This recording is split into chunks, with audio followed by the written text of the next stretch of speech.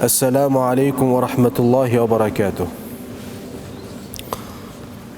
Пайғамбар саллаллаху алейхи ва салламға салаваттан баштайлы. Аллахумма салли аля Мухаммадин ва аля али Мухаммад саллаллаху алейхи ва саллам. Оразоны бұзған, бирок кафаратты зарыл қылбаған жағдайларға келдік. Бүгін ошолорду сіздер менен окуйбуз иншалла. Бүгін оразонун жалпы өкүмдөрүн бүтүрөбүз. Бүтүрүү үчүн кээ бир маселелерди анча зарыл болбогон маселелер бар. Бул жерде мен аларды айтпай эле коем силерге. Маанилүү болгон күнүмдүк турмушта ошол орозо кармаган учурда көбүнчө туш келип калган учурларды айтабыз иншалла. Китепте эмне деди? Орозону бузган, бирок кафаратты важип кылбаган, зарыл кылбаган жагдайлар бар. Бул жагдайлар кайсылар? Айтат. Эгерде орозо кармап жаткан киши, кайсы орозону? Рамазандын орозосун. Рамазандын орозосун кармап жаткан киши камыр, ун, туздун көп көлөмдөгү болгон бир тузду, же адатта жейилбеген топуракты, же кандайдыр бир данектерди, же пактаны, же кагазды, же болбосо чийки мөмө, жейилбеген чийки абалда жейилбеген мөмөлөрдөн ошол чийки абалдагы болгон бир мөмөнү, мисалы биякта айваны айтат да, айва бар го, ошол айваны жеген болсо чийки болгон айваны дейт мисалды. Же болбосо таш жуткан болсо, темир жуткан болсо, топурак жуткан болсо, бул учурларда орозосу бузулат дейт. Бул учурда орозосу бузулат, бирок кафарат керектүү болбойт. Кафарат керектүү болбойт. Же болбосо клизма кылса, же мурдуна дары тамызса,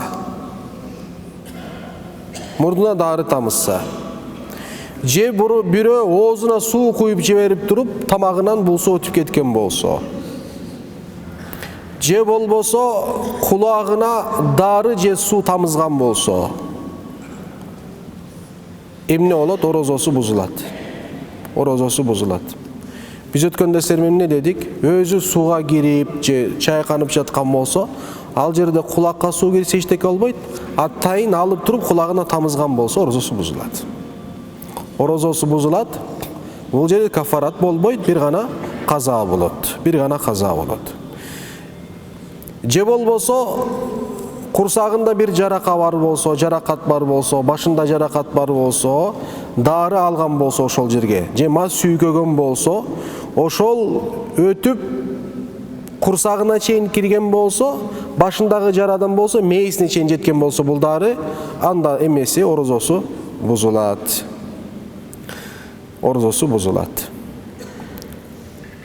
Же болбосо өзү каалабай туруп оозуна түшкөн кар же тамчылаган жамгыр өзү каалабай туруп, өзү жутпай туруп тамагынан өтүп кеткен болсо каза болот. Орозосу бузулат. Эгерде өзү жуткан болсо эмне болот? Кафарат важип болот. Ооба. Өзү жуткан болсо кафарат важип болот.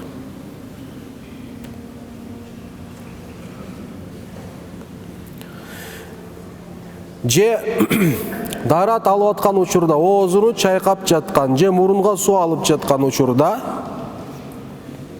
ката кылып алып туруп, атайлап эмес, ката өзү суу өтүп кеткен болсо, мурунна суу алат расчетто ала албады, анан бир аз тамагына өтүп кетет. Оозун чайкап аткан учурда расчет ала албады дагы, унутуп калып туруп, гар-гара кылды дагы, тамакын чайкаган учурда бир аз тамагынан өтүп кетет. Су бул орозосун бузат. Орозосун бузат.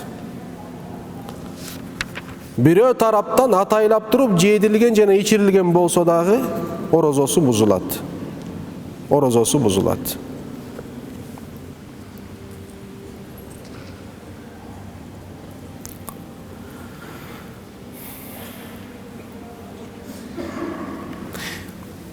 Бирөө унутуп калып тамак жесе, орозосу негизи эмне болбойт? Бузулбайт. Унутуп калып тамак жесе, орозосу эмне болбойт? Бузулбайт. Же бузулабы? Бузулбайт. Тамак жеп аткан учурда, ошол орозо кармап жаткан учурда тамак унутуп тамак жеп атат, анан эстеди. Эстегенден кийин улантса эмне болот? Орозосу бузулат. Буга эмне кылат? Бир күнгө канча кармайт? Бир гана бир күн кармайт. Түшүнүктүбү? Унутуп калгандан кийин тамакты уланткан инсандын орозосу бузулат, буга бир эле күн каза кармайт. Ал жерге кафараттын кереги жок. Ал жерге кафараттын кереги жок.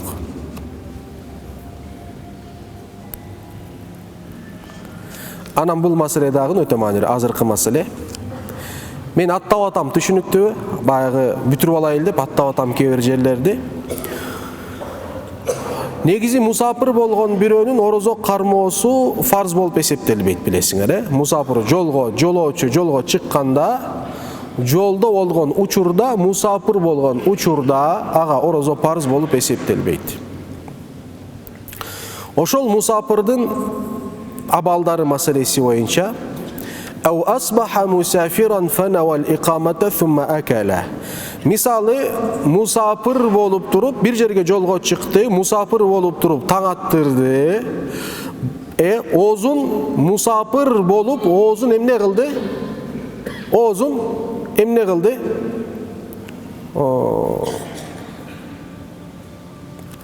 Оозун жапты. Мусапырдын себеби дегенде, мисалы, мусапыр болгон инсандын канчалык деңгээлде орозо кармоосу парз болуп эсептелбесе дагы, орозо кармаса жакшыраак болот. Мусапыр болгон бирөөнүн орозо кармоосу жакшыраак болот. Ошол эртең менен оозун жапты мусапыр. Оозун жапкандан кийин бир аз убакыт өткөндөн кийин ниетин эмне кылды? Мен мусапыр болбойм, бүттү, мен могу жерде калам деп ниетин икаматка кылды, мукимдикке кылды. Түшүнүктү? Мен бул жерде калам, мен мусапыр эмесмин деп туруп, анан оозун ачып алса. Оозун ачып алса эмне болот? Каза болот. Түшүнүктүбү? Кафарат кереги жок болот. Же болбосо муким бойдон, эртең менен муким бойдон турду. Муким болгон бирөөгө орозо кармоосу эмне болуп эсептелет? Парз болуп эсептелет. Үйүңдөсүң, мусапыр эмессиң. Эртең менен турдуң, оозуңду жаптың. 3-4 сааттан кийин сапарга мажбур болдуң. Чыгып кеттиң сапарга. Сапарга чыгып кеткенден кийин оозуңду эмне кылдың? Ачтың. Сага эмне болду ошол жерде? Бир күн каза болот. Түшүнүктүбү? Бул жерди көбү түшүнбөйт. Буну жакшылап туруп түшүнүп алгыла, туугандар. Бул маселени көбү түшүнбөйт. Мусапыр болгон инсанга сапарга чыгып бараткан күнү орозо милдеттүү болуп эсептелет. Түшүнүктү? Милдеттүү болбоосу үчүн ооз жаппастан мурун үйдөн чыгып кетиш керек бул инсан. Түшүнүп атасыздарбы, туугандар? Мисалы, мен бүгүн эртең менен ооз жаптым, түшүнүктүбү? Ооз жапкандан кийин 1-2 сааттан кийин мусапыр болдум, мисалы. Чыктым жолго. Мен 90 километрден ашкан учурда мусапыр болуп эсептелем да. Ошол Бишкекти таштагандан кийин Бишкектен чыгып кеттим, мисалы. Токмокко жеттим. Мисал дейм да. Токмокко жеттим. токмокко жеткенде оозумду ачсам болобу же болбойбу? Iya. Болобу же болбойбу? Арам болот. Ошол күнүн эмне кылам мен? Орозо менен бүтүрүү мага парз болуп эсептелет. Түшүнүктүүбү? Эртеси күн ошо жолоочу болгон үчүн эртеси күн такыр орозо кармабасам да болот. Орозо кармабасам да болот. Кээ бирөө туура эмес кылат да. Эртең мен сапарга чыгам деп, ошол эртең күн орозосун кармабай коёт да. Бул ката арам болот. Же болбосо эртең сапарга чыгам деп, эртең менен туруп, оозун жабат дагы бекитет, 90 километр ашып кеткенден кийин болду, мен мусапыр болдум, оозумду ачсам болот деп, ошол жерде оозун эмне кылып алат? Ачып алат. Бул да арам болот. Оозуну ачпаш керек ал жерде. Шарт. Сен сапарга чыккан күнүң сага орозо милдеттүү болбоосу үчүн шарт эмне дедик? Саарлыктан эмне? Ал күндө бамдат намазы убактысы келе элек сен үйүндөн эмне кылыш керексиң? Чыгып кетиш керексиң. Түшүнүктүүбү? Мына буну жакшылап түшүнүп алалы. Бул маселеде өтө көбү ката кылат. Адам баласы кийинки маселе. Адам баласы саарлык жеп жаткан учурда.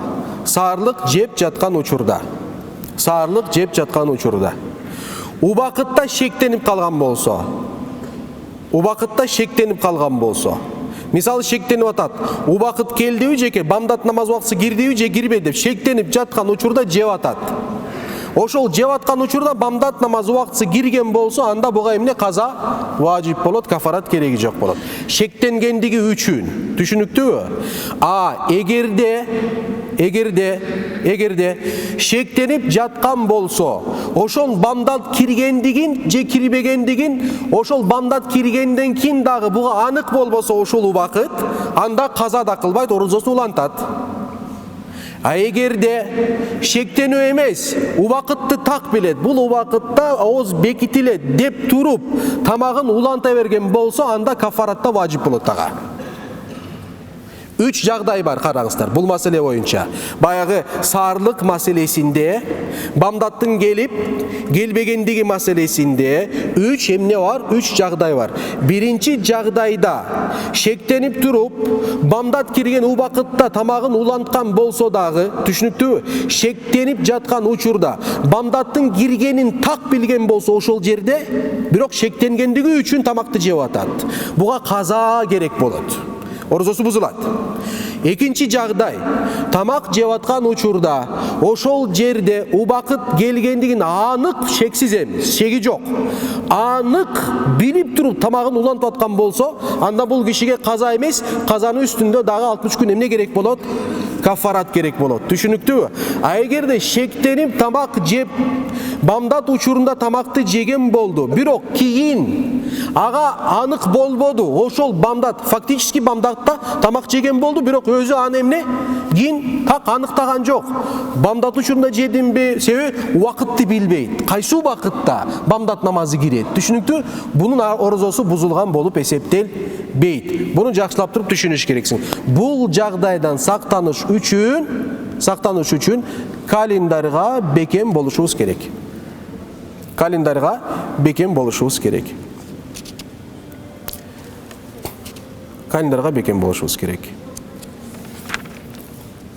Бул өтө маанилүү маселе.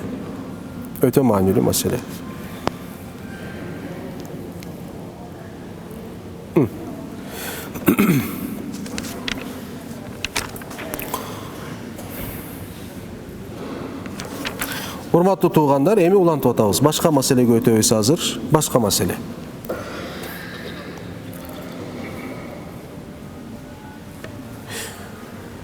Яжибул имсаку бакиятал яуми аля ман фасада саумуху.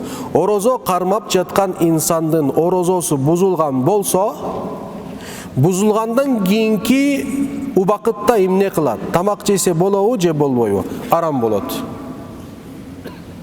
Аягына чейин тамак жебей туруп бул күндү өткөрүш керек болот инсан. Мисалы эмне? Мындай дейли. аял зат эртемен турду, аял зат орозосун кармады, кармап туруп түшкү убакытта этек кири келип калды. Этек кири келер менен эмнеси болду? Орозосу бузулду бул аялдын.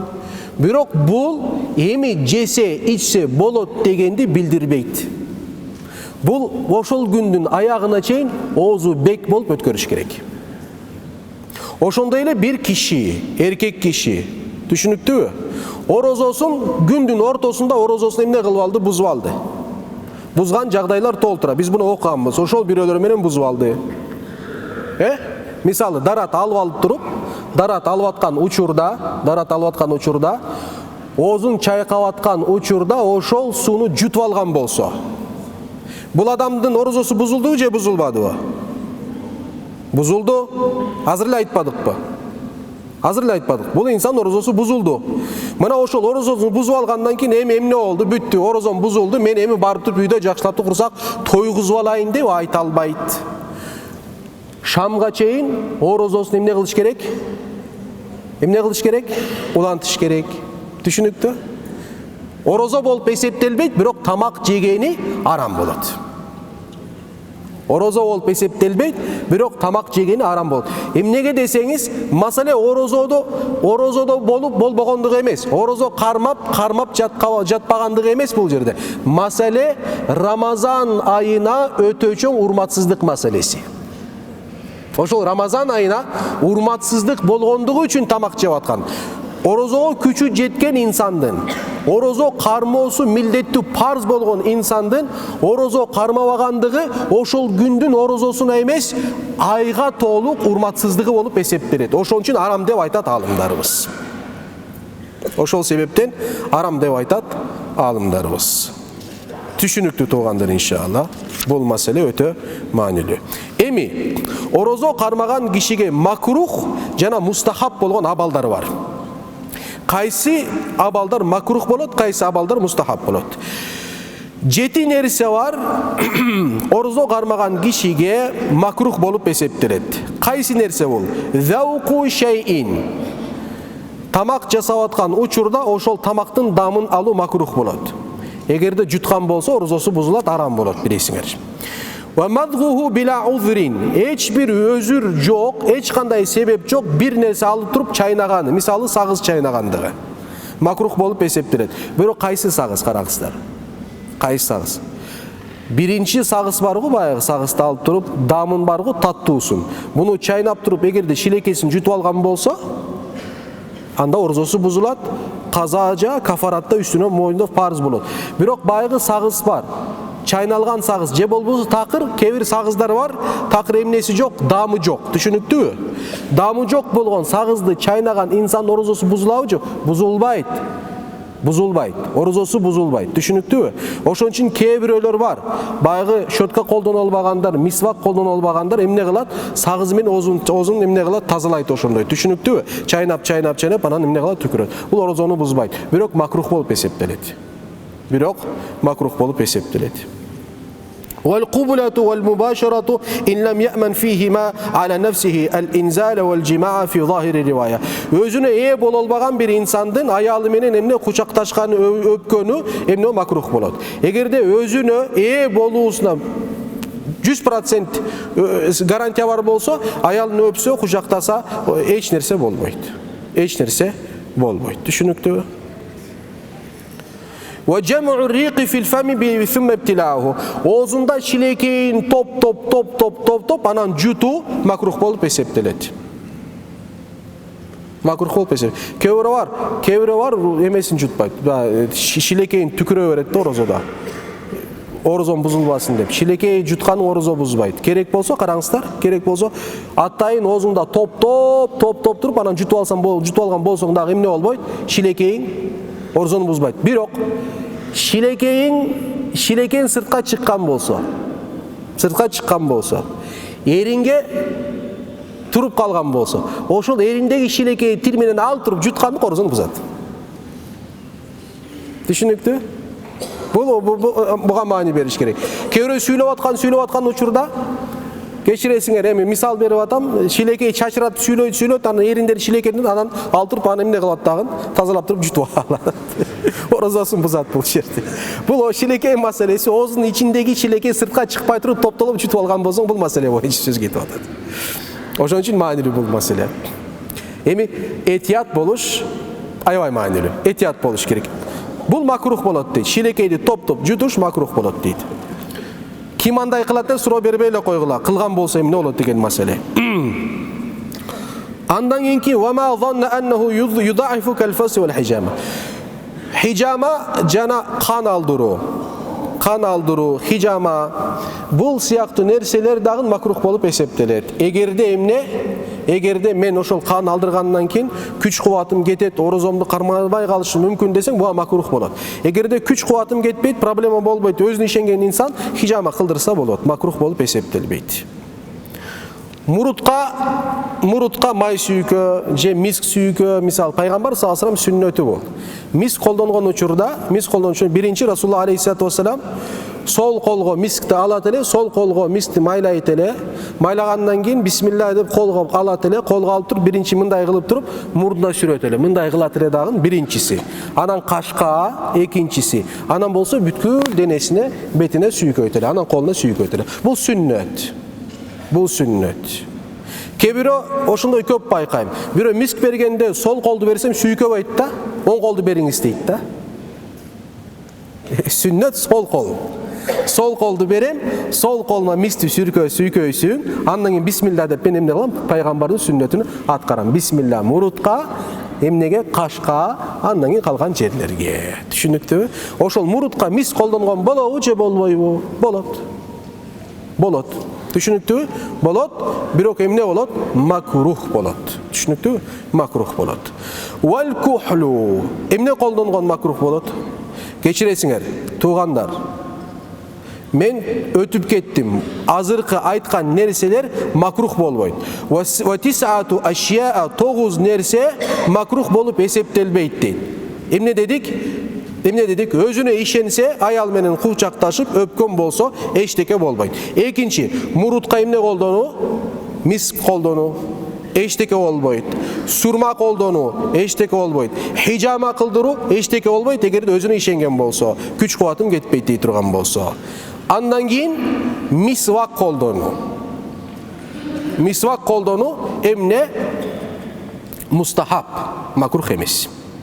Мисвак колдонуу мустахаб болуп эсептелет. Керек болсо күндүн акырында болсо дагы. Караңыздар, алымдар арасында бул маселе боюнча кичине талаш тартышпак. Мисвак маселеси боюнча. Пайгамбар саллаллаху алейхи вассаламдын хадиси бар. Эмне дейт? Орозо кармап жаткан кишинин оозундан чыккан жит эмне мисктен да Кудай Таалага артык деген хадис бар. Ошол хадиске тайынып кээ-бир алымдар айтат. Түшкө чейин мисвак колдонсоң болот дейт. Бирок түштөн кийин колдонуу туура эмес деп айтышат. Себеби бул хадисте эмне кылат? Сен бул хадиске терс мамиле кылып атасың деп айткан алымдар бар. Себеби адам баласынан чыккан жит көбүнчө түштөн кийин пайда болот дейт. Сен ошол житка тоскоол болуп атасың деп атат да.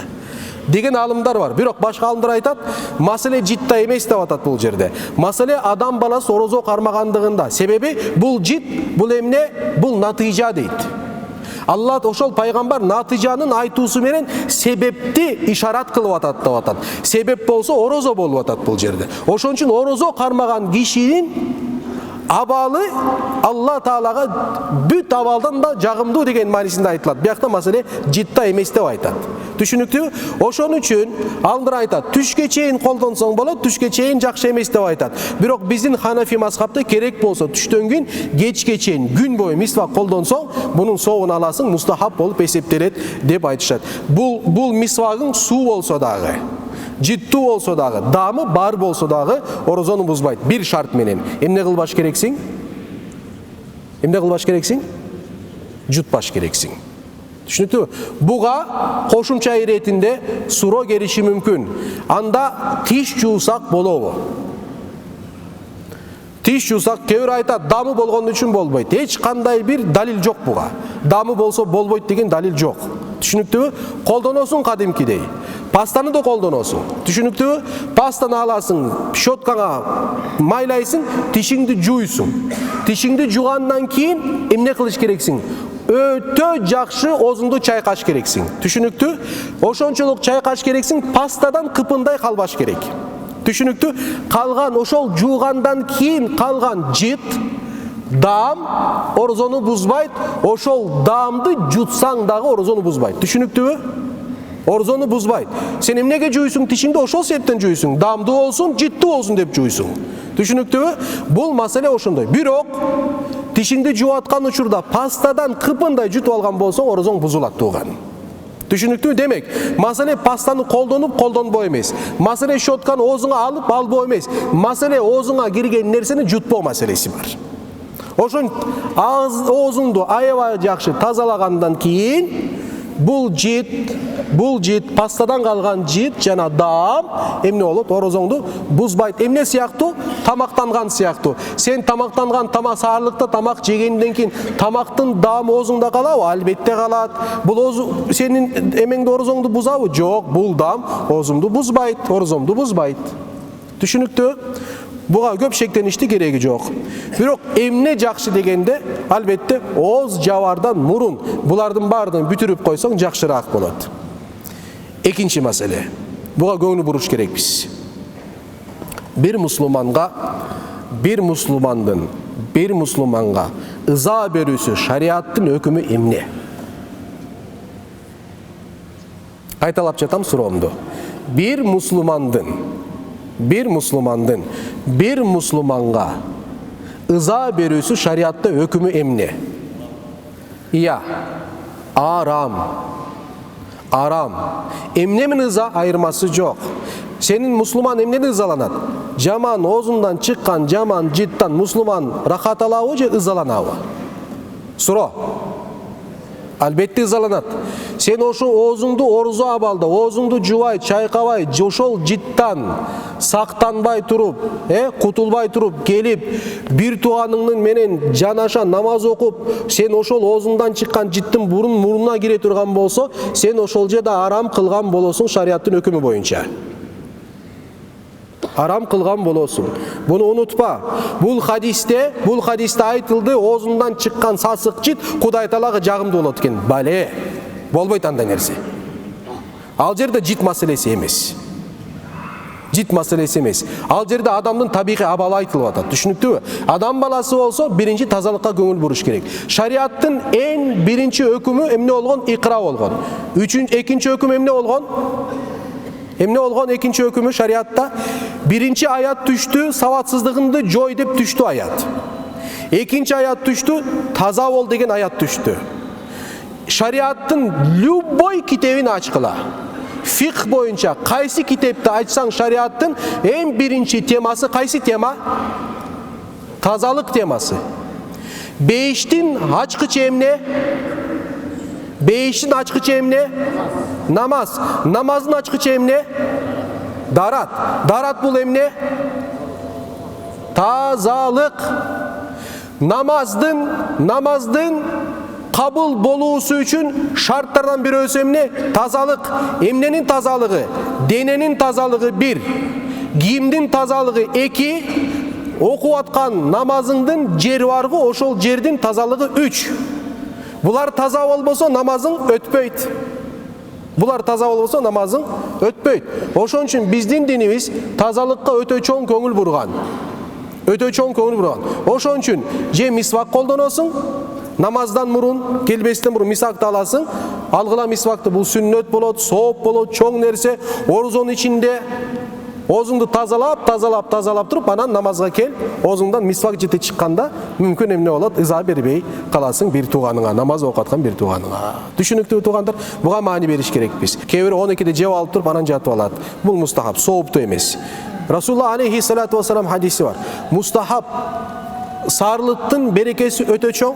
Ошол себептен алымдарыбыз саарлыктын тамагыны береке тамагы деп айтышчу. Береке тамагы. Эгерде такыр жегиң келбесе, туруп ошол жерде жок дегенде 1 стакан суу ичиш керексиң. Саарлыкта. Жоқ дегенде 1 стакан су іш керексің. Өтө берекелі, ошол күнүң сенин өтө берекелі болот. Буну туура эмес түшүнүп туруп, качан ойгонсоң оозуңа 1 стакан су аласың деп түшүнүп алгандар бар. Түшүнүктүүбү?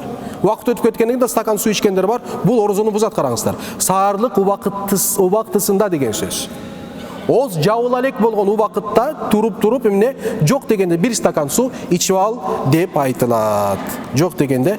Кийинкиси болсо, ифтарды болсо күттүрбөш керек. Азан убактысы келдиби, кечиресиңер, шам убактысы келдиби, дароо оозуңду ачыш керексиң. Күтпө. Ал такыбалык эмес. Мен дагы 15 мүнөт, мен дагы 1 саат күтөйүн. Көбүрөөк орозо кармайын. Андай болбойт. Мустахап эмне? Дароо ошол жерде оозуңду ачканың болуп эсептелет. Үчүнчү мустахап деп айтылат. Бул эми бизге тийиштүү эмес, себеп деген ал сааттар бар. Баягы күн өтө эме болуп жаткан учурда, күн көрүнбөй калган учурда, булуттуу болгон учурда болсо, бир аз кечиктирген жакшыраак деп айтылат. Себеби шам намазынын келип келбегени анык эмес болуп калат дагы. Ошол учурда орозоң ачылып калышы мүмкүн дейт. Азыр болсо Кудай саат бар. Бул үчүнчү мустахапка кирбейт десек дагы болот, туугандар. Ошон менен орозонун фиких маселесini бүтүрдүк, Кудай буйруса иншалла. Эмки жумада орозонун фазилеттери темаларды улантабыз, насип кылса. Субхана раббика раббил иззати амма ясифун ва саламун алал мурсалин валхамдулиллахи раббил аламин би рахматика я архамар рахимин.